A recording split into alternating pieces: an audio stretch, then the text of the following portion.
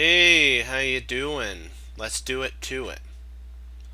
Start out with a couple puzzle rush battles. Not battles, but I mean 3 minute just practicing against ourselves.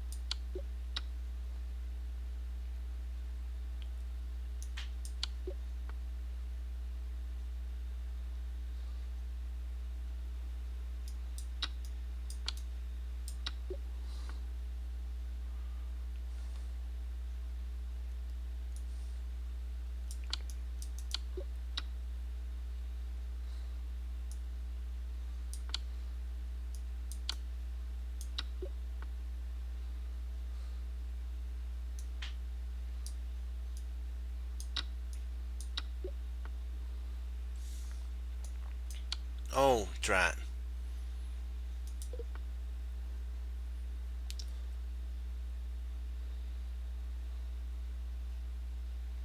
Let's see here.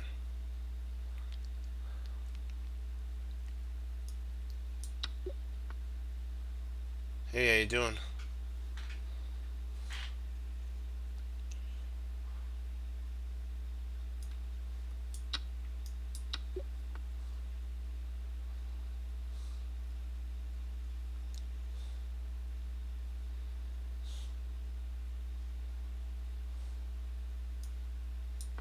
Oh,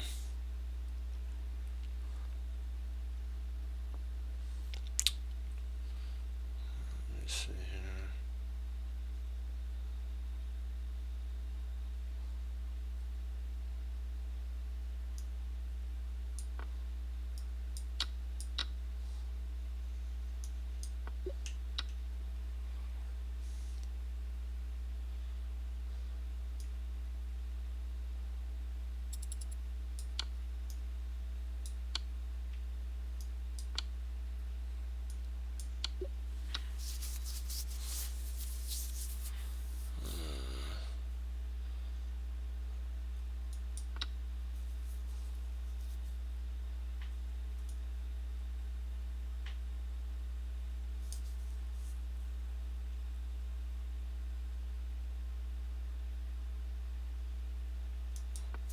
Oh,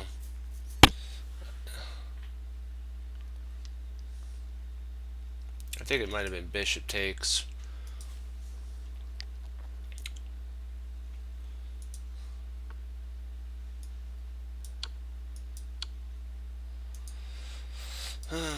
Okay.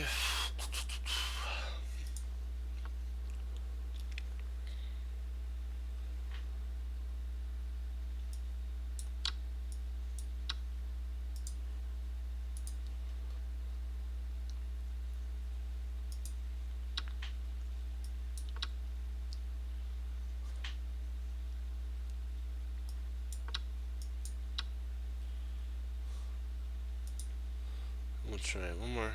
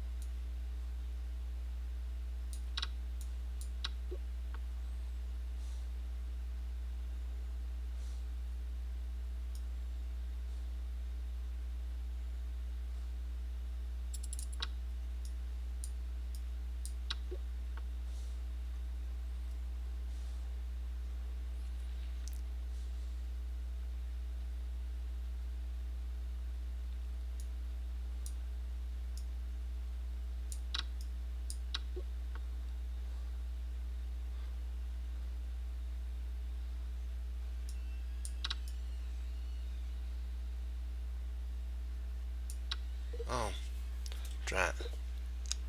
I think I should have taken the bishop. That's okay, we'll call it on this and then we'll get onto that. We'll do these, we'll look at these two. We got close there. It's this and that. Okay. Oh, because we are a piece up. Drat, I didn't think we were a piece up. I doubted myself on that. Should have went for the bishop takes, been a whole piece up. It would have been okay being an exchange, but that's not what we want. Oops. Here. Okay, so bishop takes, and okay.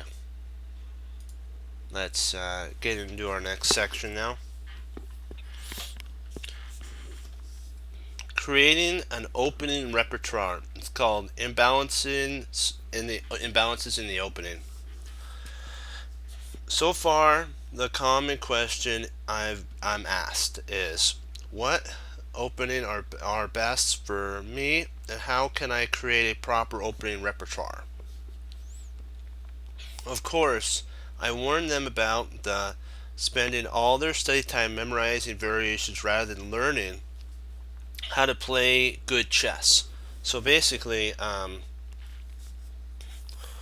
if you have the book, underline that, because you have to, openings are great, but they only last for about max like 15 to 17 moves, somewhere around there, and then you're out of the opening into the middle game, and if you don't know how to handle the middle game, you're going to fall apart there. There's a syndrome, but now when I caved to the question and pointed out the following critical points, which have to be addressed when choosing an opening system that's right for a particular individual. So you have to look at an opening. You have to find out what you like. Are you an attacker? Are you a positional player? Or do you like somewhat defending, which means you're okay with going pawn grabbing and defending a long time before you can get a position? So you have to decide that. Choosing an opening that suits your style, temperament. Just because the world's best players use it doesn't mean that it's right for you. That's one section, not section, but a thing that Jeremy Sim was talking about. Choosing openings that suit both your schedule and memorization. If you decide on like a mainline Najdorf for black, the idea of the Najdorf is he has a line that we're going to be looking at right here. Okay. Let me type this in first. So this is a Najdorf.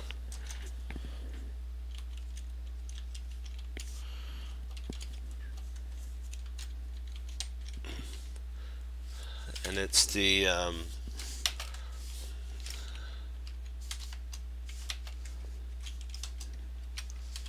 main line. So it's the main line Najdorf.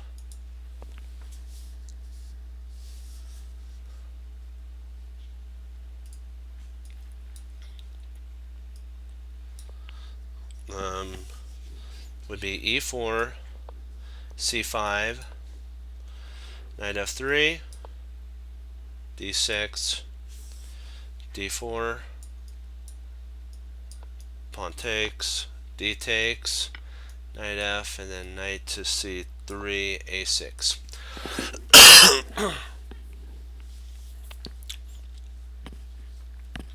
Make sure you have the vast amount of time it takes to look at the endless stream of variations, and make sure you have the ability to memorize all the information.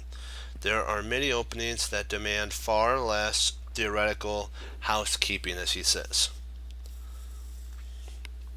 and are far more forgiving of those who whose memories have been better, have seen a better day. Choosing openings that cater to your chess strength, etc. If you will play closed positions, if you will play close positions really well, go for systems that tend to lock up the center. If you are a strong positional player but can't always keep up in sharp tactical situations, pick lines that avoid chaotic positions. If tactics is what you're all about, make sure your opening choices are basically conducive to your particular talent. Choosing openings that make you happy. This might sound a tad strange, but if the position you acquire from your opening doesn't make you feel excited, happy, or at the very least deeply satisfied, then why in the world are you using these systems? Don't choose an opening based on the opinion of others. On chess strategies like I think it's, let me see, what's this symbol? Give me a second. He's talking about these symbols down here that like plus is white is slightly better, equal, or the computer assessment. Even if the position is thought to be mildly better for the other player, for the other side, that doesn't mean that it's not fully playable. Often a player's affinity for a particular position is far more important than its repertoire or reputation. Basically, if you like it, then play it. Now let's come to a full stop, and he capitalized full stop. The information is for players who want their openings to highlight their basically their strengths, and as a result give them immediate positional positive results. However, if you are more interested in improving your overall understanding rather than just gaining a few rating points due to the help of a complete opening repertoire, then a very different opening philosophy can be imputed basically to you, implemented onto you. Choosing openings that don't suit your style or temperament. Choosing openings that cater to your chess weaknesses. Choose openings that make you panic and leave you feeling vulnerable and insecure. You don't want to do those things. So if you choose an opening, even though, let's say, you're a positional player, but it's an attacker's opening, you're going for black, you're gonna have a problem because you're a positional player. You're not an attacker, and so you're gonna get into a position that doesn't suit your style. If you do an attacking opening and it has a lot of weaknesses, that's bad. If you get into a position that you haven't studied enough of the variations, it's going to make you panic, and you're going to totally basically go berserk in a bad way, not in a good way. In other words, this system of thought recommend opening that focuses opening that forces you to come face to face with your chess failings, so you can patch them up. Thus, so if what he's saying here is, if you're going to have to come to the table, sometimes you're going to try a new opening out, and you like the opening, but you lost, or you drew when you could have won. You have to go back to that opening and then patch all the weaknesses. Maybe you missed something, maybe you had to move out of sequence. You have to find out what happened and patch that up.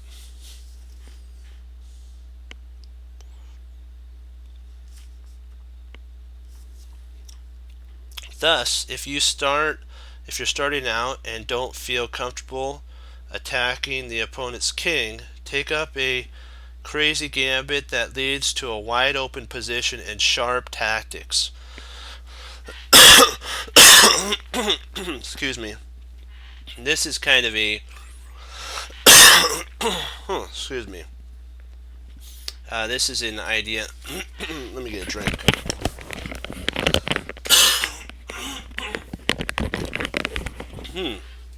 Boy.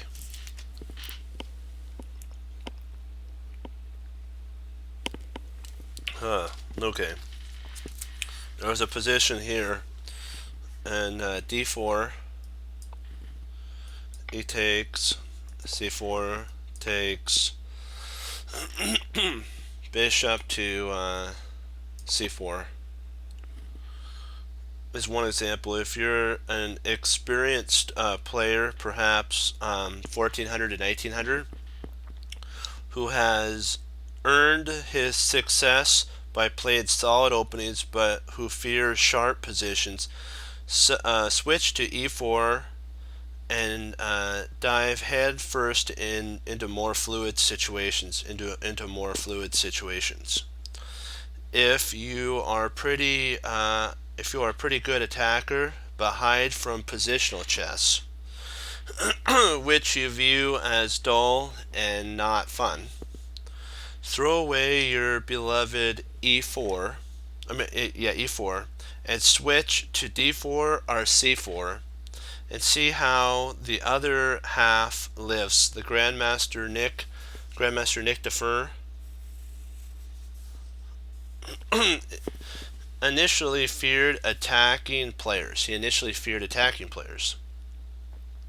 Did this when he realized that his positional understanding wasn't on the same basically level. So Jeremy Silman is saying that he feared players that had the attacking, like Gary Kasparov, Bobby Fischer, who else is an attacker? Hikaru Nakamura, those type of players. And so what he had to do though was to get to the next level in his chess play. He had to dive into the other side of it. If he was, let's say, if he was more of a positional player, we're just going to say, then he would, and he was afraid of attackers, he's going to have to switch for a second just to see it. It'd be like, I always think of the Rocky scene. I think it's in a Rocky 2 when he's facing Apollo on. Mickey makes him use his right hand instead of his left hand to punch the bag to build up his right hand, because he's a left paw, and so he wants to trick Apollo when at the right moment for Rocky to switch. And at first, Rocky doesn't hit the bag with his right hand as strong as he does his left, because his left is his strongest hand. And so that's how this has to be inside of positional and attacking play. And so we have to also remember that.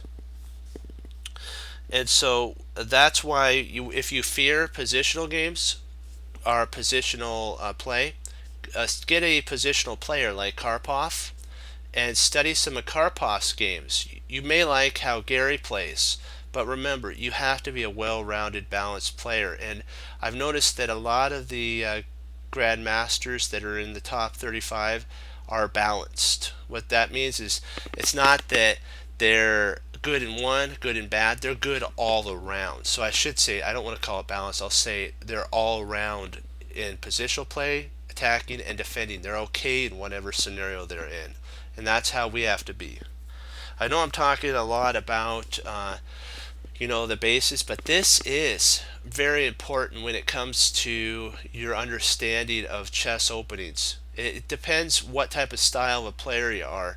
And sometimes you have to, like what my grandmaster teacher taught to me. We spent sometimes sessions just talking about the psychology of chess openings before we even talked about the opening itself and played the moves, because psychology is huge.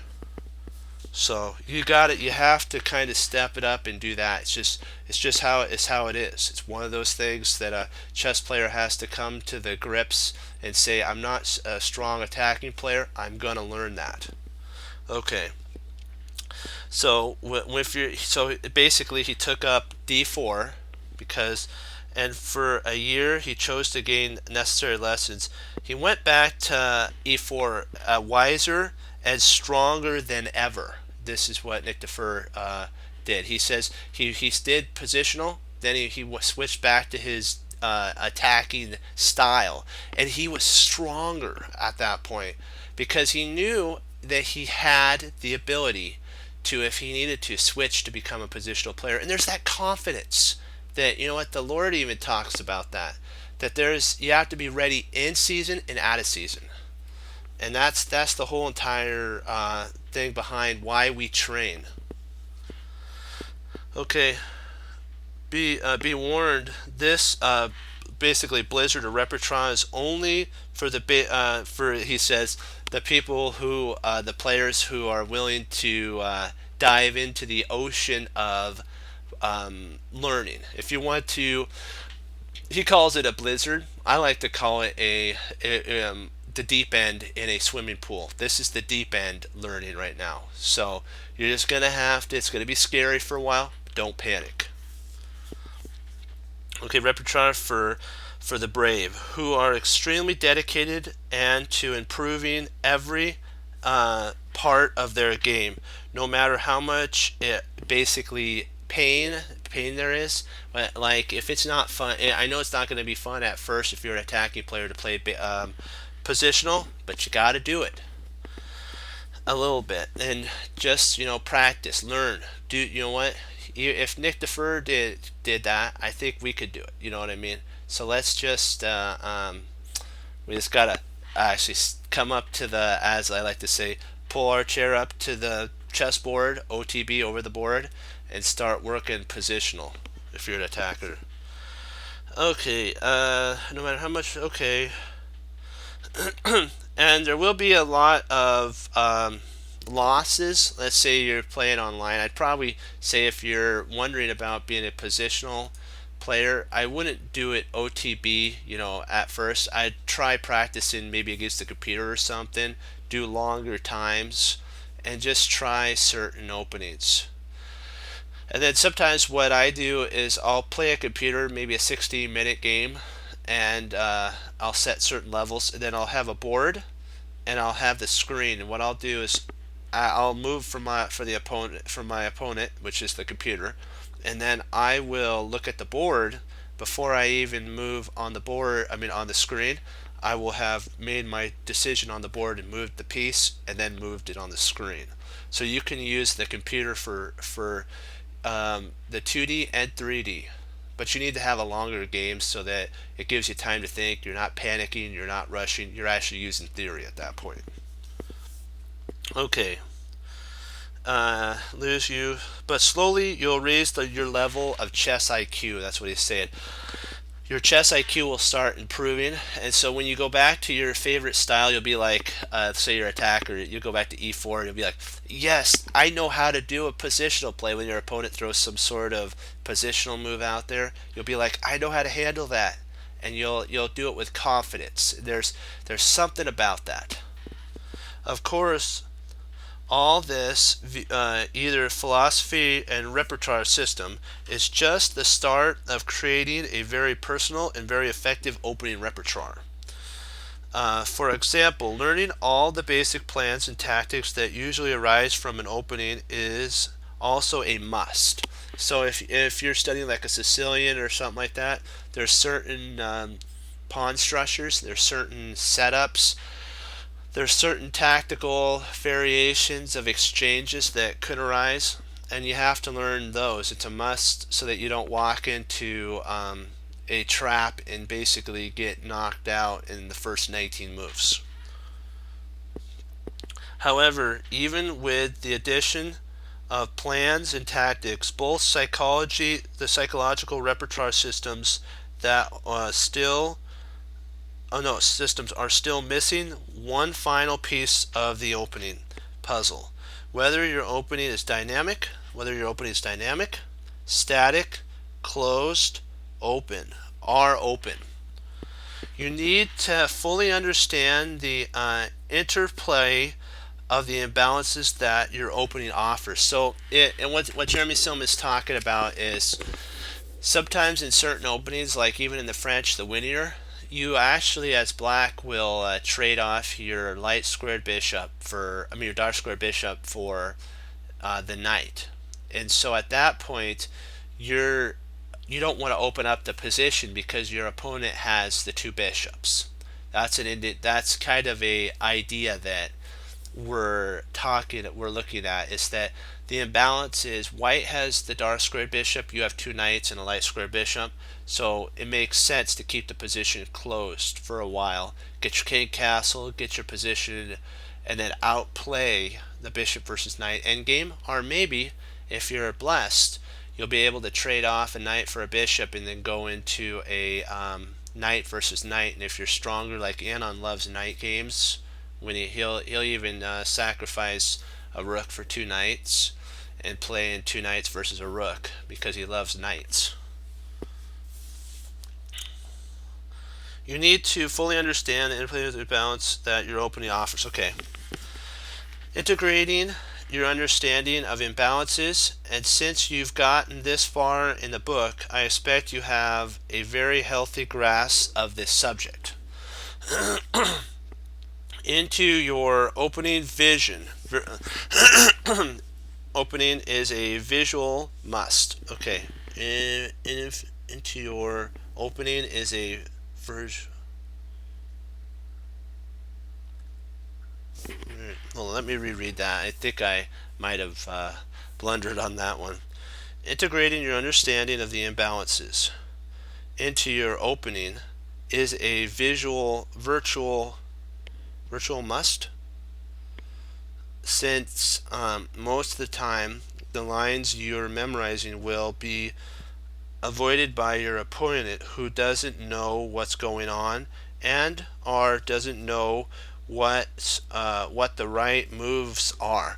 So basically, if you memorize a line, like let's say, but you don't understand it, your opponent plays some sort of I think Grandmaster Simon Williams talked about this, that sometimes when you get shocked by a move, there's a reason you get shocked by a move. If it's kind of like a move that doesn't go in the Sicilian or in the French defense, and it's some sort of off the wall move, you have to ask yourself, why am I shocked? Does my opponent know the French defense when I'm playing? Sometimes that move will set up for a tactical variation 3 to 4 moves down the road. This isn't a big idea for players who understand the soul of his opening, since he'll immediately realize if his opponent's non-book move does or does not make sense. So you can actually say, does this move actually go along with his plan, my opponent's plan? Or does it actually go along, is it a waste of time? And sometimes you could build up a tremendous attack and win. And what has to be done to take advantage of it? Or if the move is fine but new, how to handle the position in a logical manner. Players who only know a bunch of moves won't be able to do this. For example, the accelerated dragon, the Maroczy bind variation. We're going to take a look at that. So c5, knight f3, knight c6, d4, c takes, knight takes, g6, and then c4. This is the Maroczy bind. What you're doing is you're holding on to d5 here.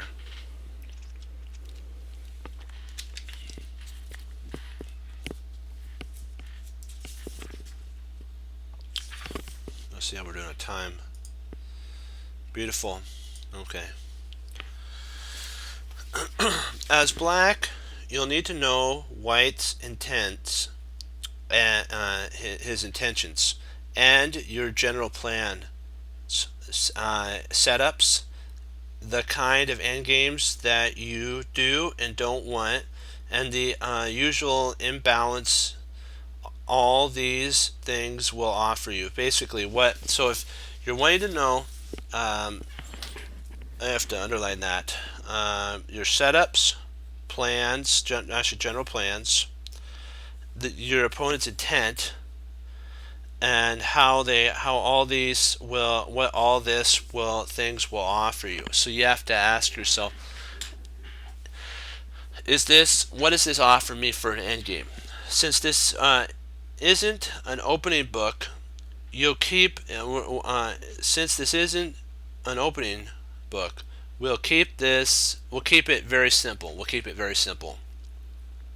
Moraxi basics.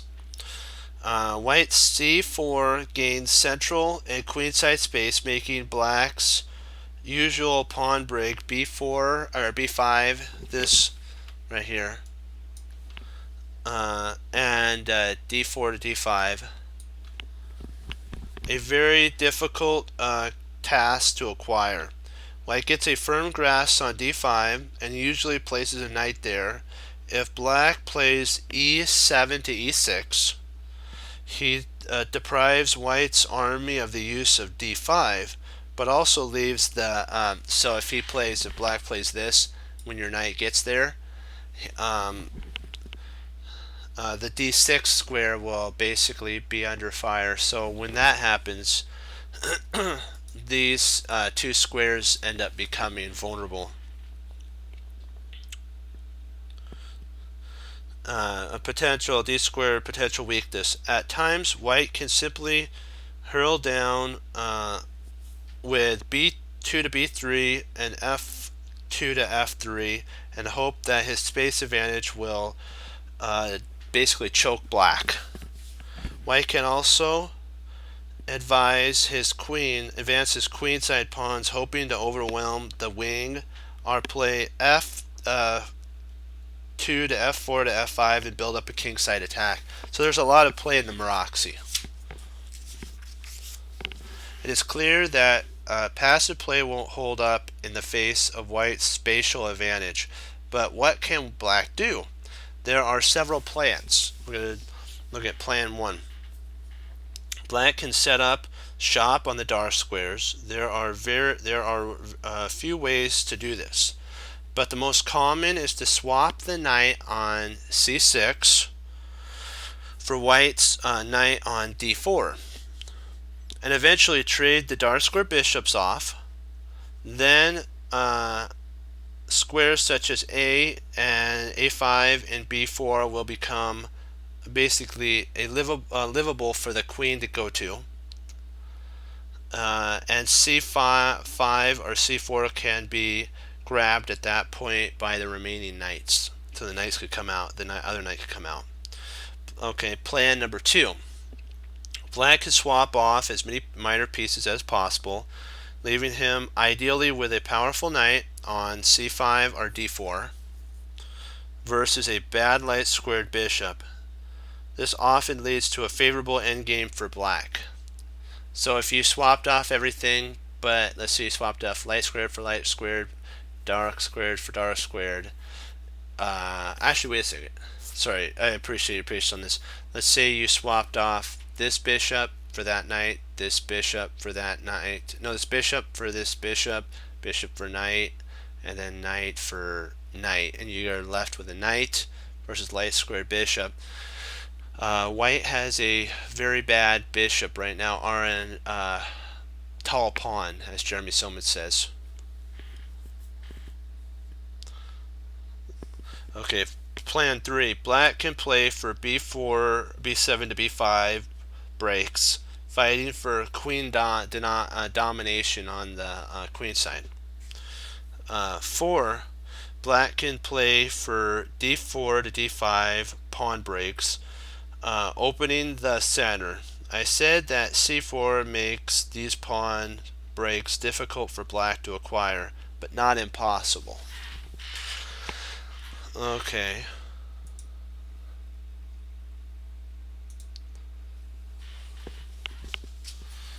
Let me see here. What do we want to do? So we determined that the main imbalance in the Maroczy are space, which bring about a pawn break desire to combine with white's spatial edge advantage, spatial advantage or spatial. Possible minor piece pluses and square control. There's a lot. There's a lot more, of course, but this little bit of knowledge will help make an accelerated dragon fan's life much easier. Let's take a look at a couple of these ideas. So we'll do one more. We'll do this game here, and then I gotta say adieu. Okay, so we're gonna look at this game.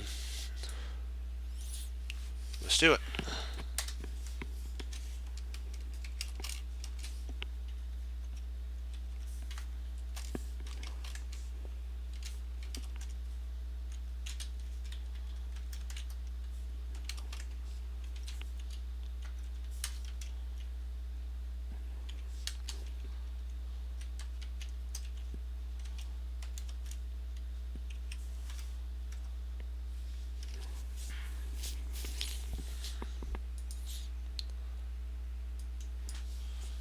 C4, C5, knight F3, G6, D4, takes, knight takes, knight C, and then E4. Transposing back into the Maroczy bind.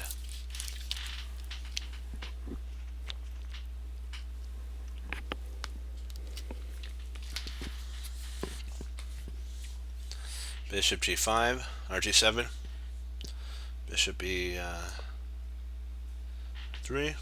Knight F6, Knight C3, B6,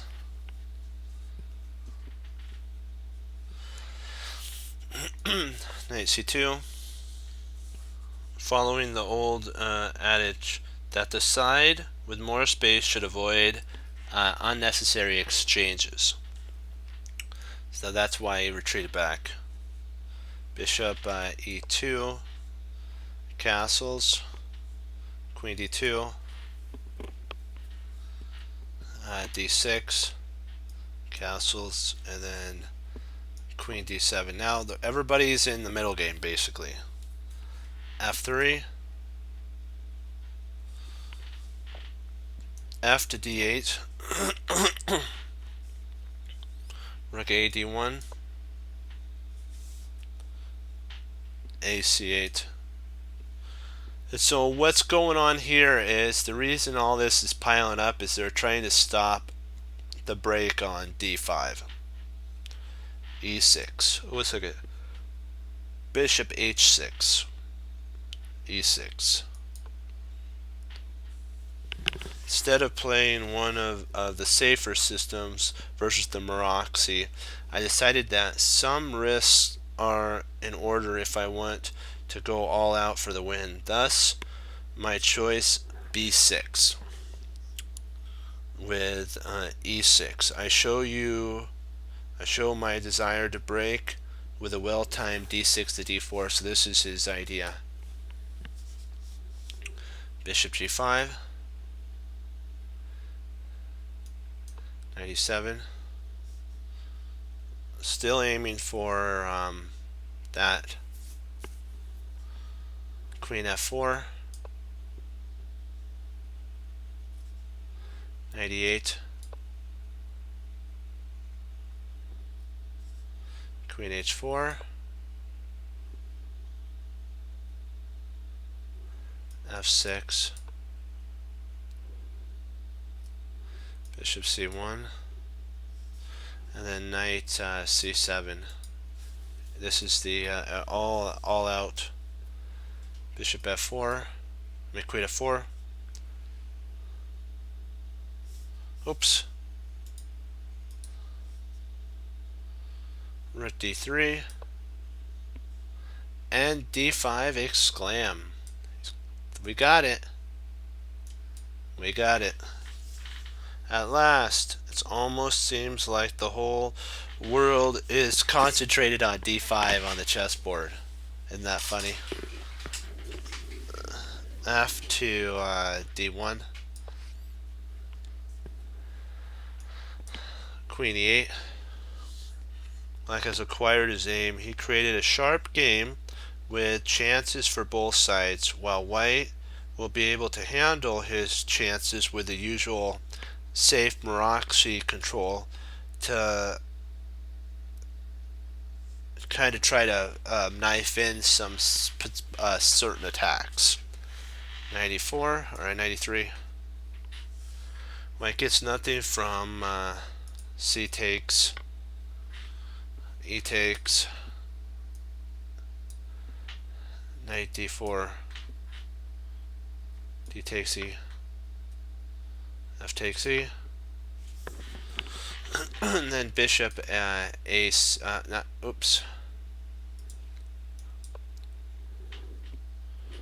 h3, h5, with equal chances. Note that g4 is actually a mistake here, because then f5 could be played here. Exclam.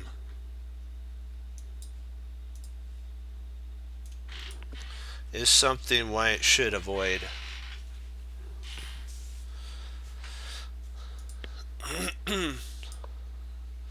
And Jeremy Silman played f5, and this was kind of a mistake. Turns out that I was the first to go wrong. I fell in love with the tension and wanted to increase it right away. However, it was far wiser to have tried this move here. Queen to f7, interesting move. If I was determined to ride for the tension trade, then d takes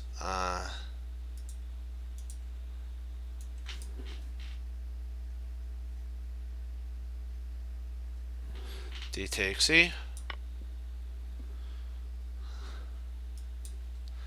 Exclam. If I just wanted an easy game, then knight takes. Excuse me. Knight, rook takes. Bishop takes.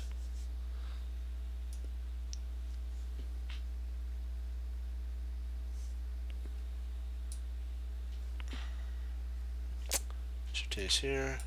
Bishop takes. And rook d8. With approximately equal chances for both sides in this. C takes. E takes. E takes F. This was the mistake that white played. The complex nature of this position and the ticking of the clock is also making it hard for white to find the correct path. He should have played E takes here. On E takes, knight takes,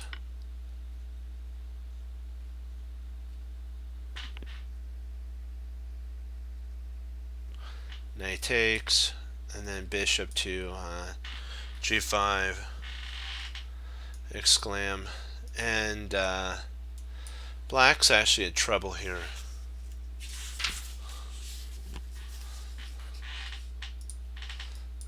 G takes F, knight C2, knight G6, queen F2, knight E6. White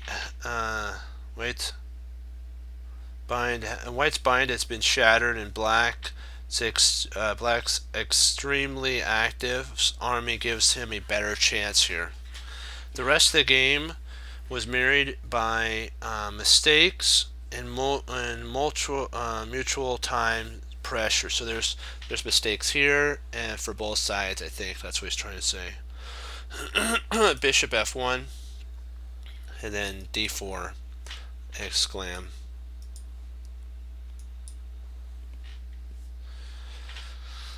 Knight takes d4, knight takes d4, rotates d4, rotates d4, rotates d4, bishop takes d4, queen takes d4,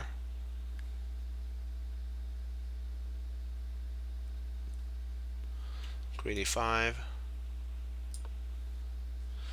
queen d7,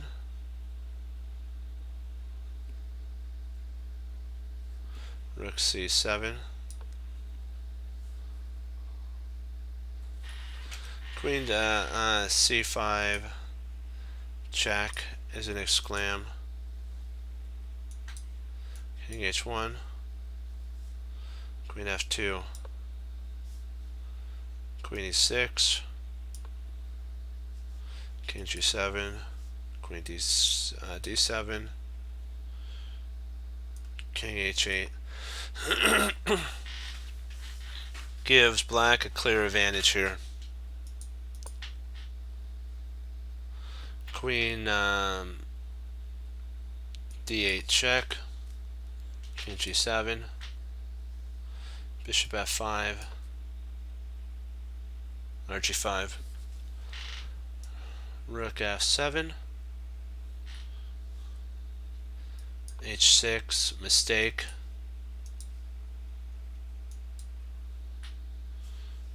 h4, and then h6, bishop d2, queen c5, king h2, queen to e7 was a mistake here. Bishop takes f3 was the actual way to go, exclam. It's a piece sack.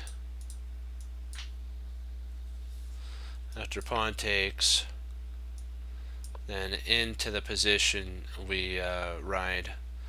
And either way white black goes, you're going to pick up a piece. So here he plays there.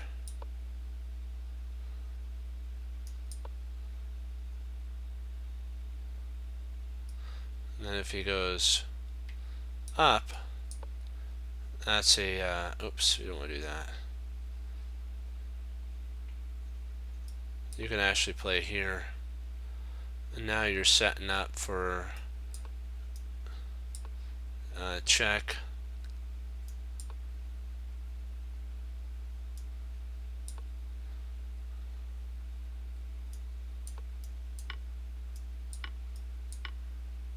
And now you have mate to boot. So,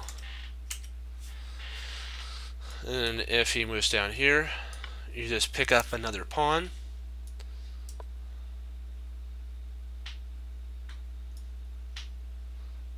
And then check. If he starts running, you pick up another pawn. And then if they decide to trade, now you're up 2 pawns and an exchange. So you're doing rather well.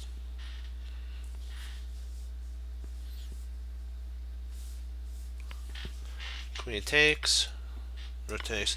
It's still holdable for both sides because there's enough pieces on the board. Yes, you're down an exchange, but you still have 3 to 3.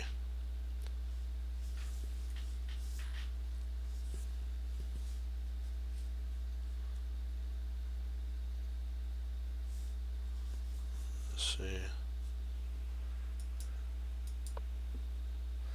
H5 was played, and then knight to E was a mistake by black.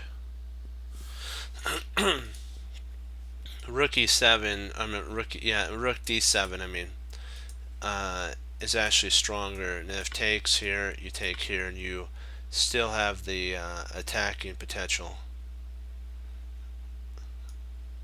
And you're gonna one pawn's like another pawn's gonna fall.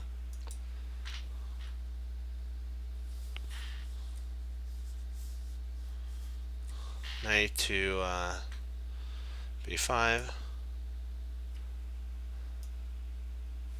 Bishop takes. Here's a double question mark. Blunder. The usual blunder right before time control.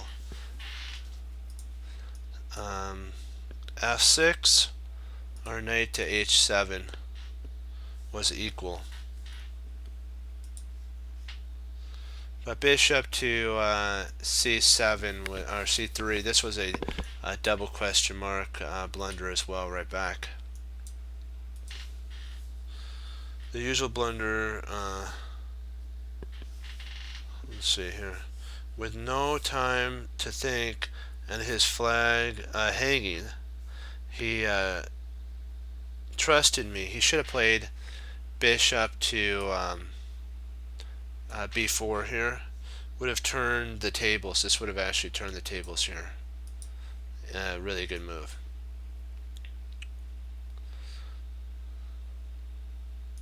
Because if he plays here, now you're threatening there, here. There's some attack happening. Bishop takes h5. Time pressure is over, and so is white's position. It's gone. Basically, it's done. Knight d6. King g6. King g3. Knight f3. Knight c4, and then bishop to e2. And the next, and then he resigned here at this point. So white is winning. And we'll call it on this one because then we'll go into another one tomorrow. But what we could do is just do a quick wrap up here. What we've learned is that you have to pick the right opening that fits for you, your style. And let's say you've been playing chess for many years and you're an attacker, but you've always been afraid of positional players.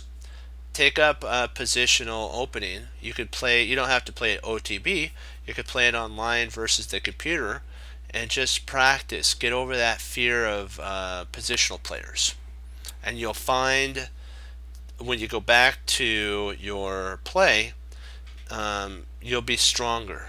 And that's kind of what Mickey on Rocky had Rocky do, was use his right hand to get stronger so that if he needed to switch, he could.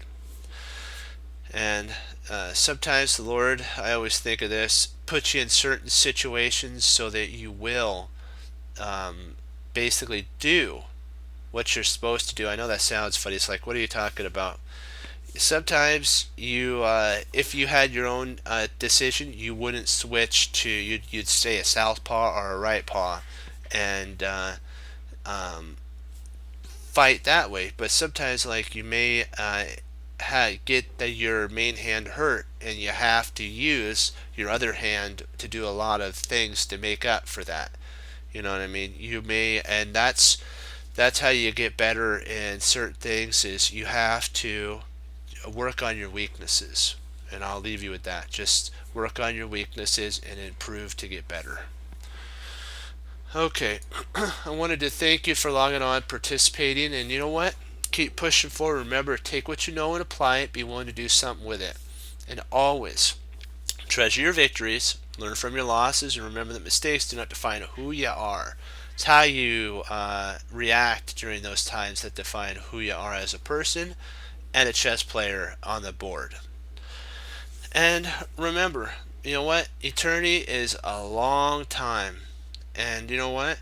We have to make a decision one day. What are we going to do with the Lord Jesus Christ? Are we going to receive him as Lord and Savior, or risk eternity and, as in chess, pick the wrong move that will be the losing move on your board? So just keep that in your forefront. That eternity is a long time. We've given a lot of examples about how if you drain the river with a thimble, one thimble at a time, and the seas and everything in the oceans, that eternity has just begun. Same thing with if you had like a eyedropper and you picked up every grain of sand on every beach of the world, and then you brought it inland and then put it there. Eternity has just begun as well. So that's how long it is. We can't even comprehend that. So choices are important. And remember the Team Chess Cruncher motto of hanging up your coats, hanging up your hat, sitting down and studying when most won't. Team Chess Cruncher does, and that makes all the difference. And as Wesley So says from the Lord Jesus, as I say, God bless. I'll see you next time on Chess Cruncher TV. Have a blessed morning, afternoon, and evening. Lord willing, I'll be back on tomorrow. We'll keep pushing forward. Remember what Hannibal Smith said, though. Even inside of a random position, what looks random, let's say you know an opening, and your opponent plays some move that is like, what is that move? I've never seen it before. You look at it, analyze it, and then you can find a plan based around it, and you can, when that works out and you win, draw, or you learn, because we don't think of losing as losing, we think of it as learning. You get to say I love it when a plan comes together. Okay, 2 thumbs up, hoorah, be blessed. I will see you tomorrow. We will start continue to work on our imbalances and our opening repertoire and getting better. Okay, keep pushing forward, hoorah, go Team Chess Cruncher. Bye bye team, be blessed.